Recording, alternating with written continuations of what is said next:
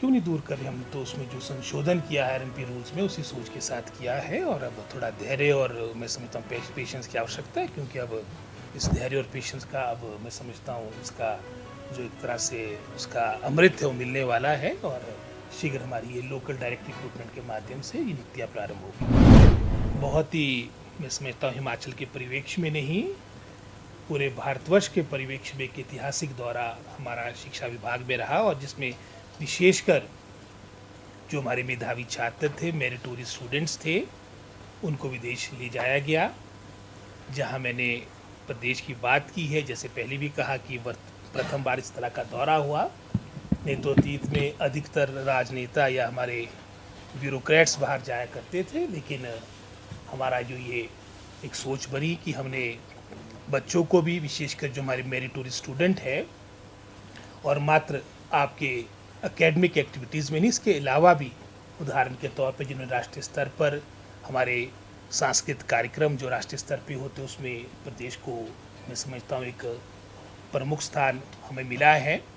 साथ ही साथ आपके खेलों में भी मैं समझता हूँ जहाँ पर हमारे बच्चों ने अच्छा प्रदर्शन किया राष्ट्रीय स्तर पर, लगभग कोई 50 के आसपास हमारे बच्चे, जिसमें अधिकतर लगभग कोई 39 हमारी गर्ल्स थी और 11 हमारे उसमें लड़के थे।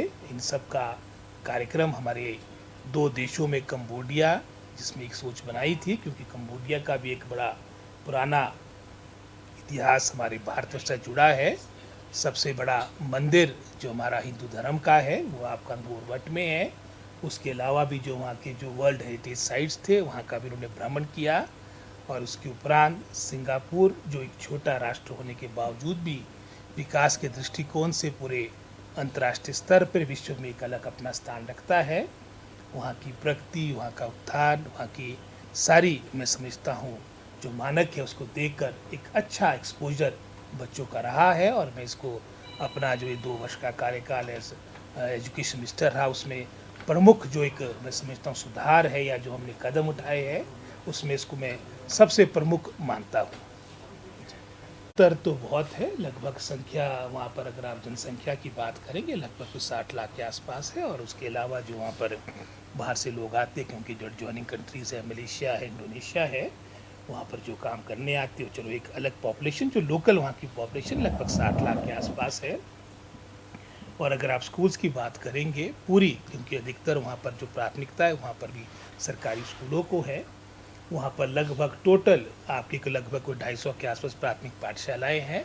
सेकेंडरीज आपके लगभग कोई 150 के आसपास होगी, लेकिन ये निश्चित है कि वहाँ पर जो इनरोलमेंट है वो 1000-1500 के आसपास है।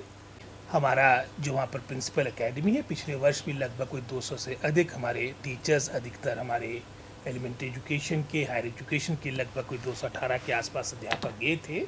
उनके साथ भविष्य में एक समझौता, एक इकरारनामा, जिसमें हमारे प्रदेश स्तर से हमारे जो एसपीडी है, डायरेक्टर समग्र शिक्षा है, उनके द्वारा इसको साइन किया गया। और जो वहाँ पर लोकल जो प्रिंसिपल एकेडमी के हमारे मुखिया है उन्होंने उस पर हस्ताक्षर किए। और उसके मुख्य बिंदु यही थे कि भविष्य में जहाँ वर्तमान में हम अपने सैकड़ों टीचरों को वहाँ भेज रहे हैं, आने वाले समय में इस तरह की व्यवस्था भी हो कि प्रिंसिपल एकेडमी के जो वहाँ पर हमारे फैकल्टी के जो टीचर्स हैं जो फर्दर आगे इनको ट्रेनिंग देते हैं वो हिमाचल में आए।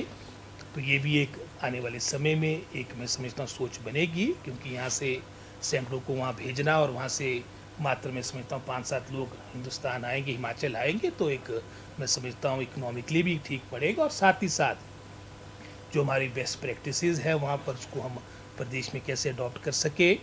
और जो ट्रेनिंग प्रोग्राम्स में हमारे, चाहे समग्र शिक्षा की बात हो, प्रदेश सरकार की बात हो, चाहे गवर्नमेंट ऑफ इंडिया की योजना से भी जो प्रदेश सरकार को योजनाएं आती है, ट्रेनिंग का जो कंपोनेंट है उसको और किस तरह से बेहतर किया जा सके, उसको रिस्ट्रक्चर करने की भी बात कही गई है। और इन सभी बातों को लेकर मैं समझता हूँ हमारा ये एमओयू हुआ, और उसका कोई प्रदेश सरकार पर, हमारे पर कोई आर्थिक वहन नहीं पड़ेगा, ये हमने उसमें स्पष्ट किया है। क्यों नहीं दूर कर रहे, हम तो उसमें जो संशोधन किया है आरएमपी रूल्स में उसी सोच के साथ किया है। और अब थोड़ा धैर्य और मैं समझता हूँ पेशेंस की आवश्यकता है, क्योंकि अब इस धैर्य और पेशेंस का अब मैं समझता हूँ इसका जो एक तरह से उसका अमृत है वो मिलने वाला है। और शीघ्र हमारी ये लोकल डायरेक्ट रिक्रूटमेंट के माध्यम से ये नीतियाँ प्रारंभ होगी। सर, स्कूलों में बैग फ्री डे पेपर का टाइम है, जैसे ही आपको मालूम है, तो क्या कोई बातचीत भी हुई आपकी या उनको बुलाएंगे नहीं, ताकि? पीछे मेरे पास आए थे, मेरे इस डूअर से पहले मेरे पास आए, तो मैंने आश्वासन दिया था कि हम इसमें लगे हैं और